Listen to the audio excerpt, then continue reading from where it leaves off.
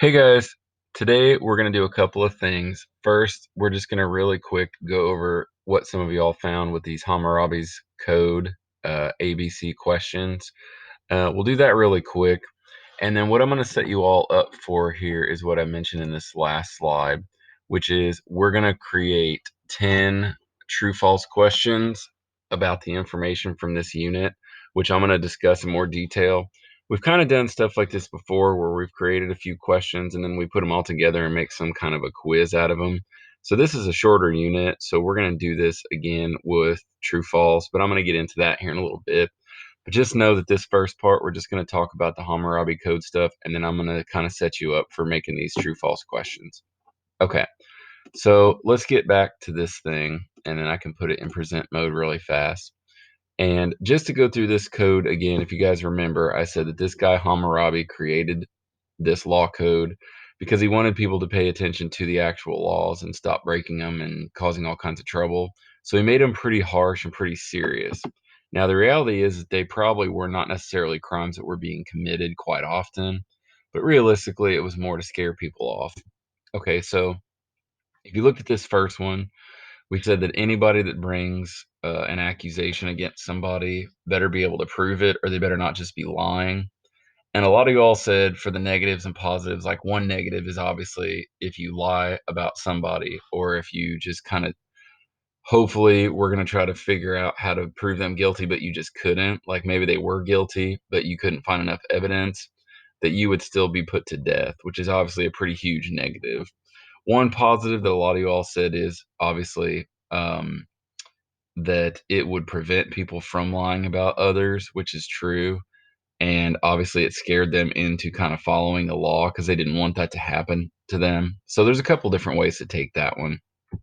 The second one, a lot of people said that this was pretty positive, and I agree, right? Like, you don't necessarily have to pay off your debts if you have a bad farming year. A couple of the negatives people said was that maybe some of these farmers would lie and say they had a bad year or different things like that in order to get out of paying their loans, which could be possible. But again, this one is mostly positive. But then there's some negatives that some of you guys came up with, which are perfectly fine. Third one, just most people said what's negative is that it doesn't really give the woman the right to enact this thing. So obviously it was if a man wants to get separated or divorced, doesn't say specifically that the woman can choose to do this. And then for the positive, it's pretty obvious that if these two people are not getting along and they want to separate, then it kind of sets out who gets what amount of money or land, or that the children have to be taken care of. And then the other person, like the man or the woman, they can get remarried if they want to. So there were a lot of positives and a few negatives to this one. The fourth one, most of you all said a negative is obviously it's pretty violent. Like if somebody breaks a bone or loses a tooth, then that is supposed to be what is their punishment. So that's pretty violent. But the positive you all said is again that it's going to scare people into not kind of being violent in the first place or not wanting to hurt people on purpose because obviously they're going to get in trouble for it and have the same thing done to them. So that's true. And then the fifth one, it's pretty odd. Again, I don't think there was a lot of people building homes that were insufficiently constructed and they were falling in and killing people. But the negative is obviously that there could be an accident or there could be an earthquake or something where maybe that person that built the building was held accountable, which is not really fair. So that's true. The positive, of course, is people that were architects or that were builders would probably try to do a good job because they didn't want the structure to hurt anybody, and in turn, having them being punished for it. So that makes sense. Okay, so that was just a quick recap of this. Oh, and sorry, number six.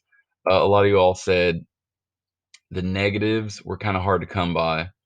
Okay, what's negative about this? A lot of people said that a negative is that what if your witness that is supposed to be helping you take care of this stuff kind of goes back on their word or isn't really honest? Okay, that's a pretty tricky one to think of a negative. But the positives, of course, is if you have a witness or if you draw up a contract and you're lending somebody silver or gold or anything of value, then they're going to be responsible for getting it back to you, right? They can't go back on it. If you drew up the contract and you had somebody else sign it, or if you guys came to some kind of agreement, Your stuff is supposed to be protected. Okay, so sorry, that one's the last one. Now, your assignment for today is to create 10 good true false questions about the information we've discussed. Okay, and we're going to talk about that here in a second, what makes up the information that we've all discussed. But to talk real quick about what makes a good true false, you guys should know this already because you want to create statements that anybody in this class would be able to come up with, right? You don't want to make a very difficult, totally obscure question about stuff that no one would know the answer to but you. Okay. You also don't want it to be silly. So you don't want it to be something about, the Sumerians eating cheeseburgers or something because that's just silly and it's not necessarily going along with what we're talking about. Okay. So when I say 10 good true false, I just mean make them true false statements that are going to be about what we've actually talked about and related to things that people in this class could actually understand. Okay, and don't make them silly, obviously. So, um, let's talk about what that actually means as far as the information. I'm going to toggle in between these two, and I'm going to tell you all that starting from here in the notes, is fair game for making true false questions. Okay. So you can make true false questions about the map or about the rivers. There's all kinds of possibilities here. But then I'm going to keep going. And again, this is all stuff you should have in your notebooks. You shouldn't necessarily have to pause at any point for this. But if you guys go back through your notes, look at all this stuff, right? Some of these terms, some of these definitions that we had started with, more the definitions than necessarily the importance. I think the definitions are perfectly fine to make some true false about. But again, don't make them silly or kind of oddball questions. The ziggurats, the city states themselves, you guys obviously remember this. We did some things specifically with city states. You guys made a picture of ziggurats way back when, but the information related to these could be true false easily.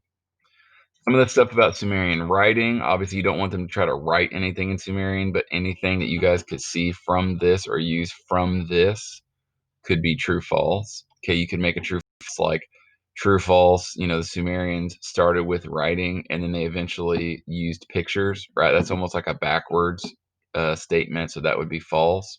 So that's a good example. The Sumerian math, I know we didn't get into super detail, but any of the note stuff that you guys have from this about the number 60 or them using their hands to calculate things, we did mention some stuff with the modern day calendar or the moon phases. But if you don't remember a whole lot of that stuff in particular, you don't have to make questions about it. Just pick some other information. Okay. The math that we did, of course, you don't want them to do a math problem per se. Like you don't want to say true or false, this circle plus 10 of these cups equals such and such number, right? You don't want to do it that way, but you could just ask in general about the math stuff. And then the most recent information, obviously mine's incomplete here because we did some of this together, but any of this, especially this chart, is going to be pretty decent true or false information, okay? Because most of us have the same information or close to the same information other than the facts. And most of us have watched the videos in their entirety and actually listened to what some of the results were. So obviously that's fair game as well. And then, like I said, the Code of Hammurabi, which we did not do it in this format. We didn't do a conclusion, but you guys obviously know what I'm talking about when I'm referencing it. That's the go-to. Okay, so that's the go-to as far as the end of the unit. So beginning again from this map stuff in your notes all the way to the stuff about Hammurabi's code. Okay. So once again, you're shooting for this 10 good true false. Okay. And as always, when you guys submit them, if you do them on paper, you can just send me a picture of them. If you want to circle T or F, or if you want to circle true or false to show me your answer, that's fine. But what I'm going to do, like I've done in the past, is I'm going to pull some of these together and then we're going to make a quiz out of them. Okay, because this has been kind of a shorter unit. We'll just take kind of a true false quiz to wrap it up. All right. And then beyond that, we'll just pretty much get ready for the next units in the next semester after Christmas break. Okay. So again, if you're doing these on paper, send them via picture. If you're going to just type them into a Google document or do them on a Google slide, just make sure you guys share it with me. And then everybody make sure that you're referencing them to that kirke@ourlords.org email. Okay. So everybody have a good day. Everybody stay safe, and we'll hopefully be wrapping this unit up over the next couple of days. All right. Bye bye.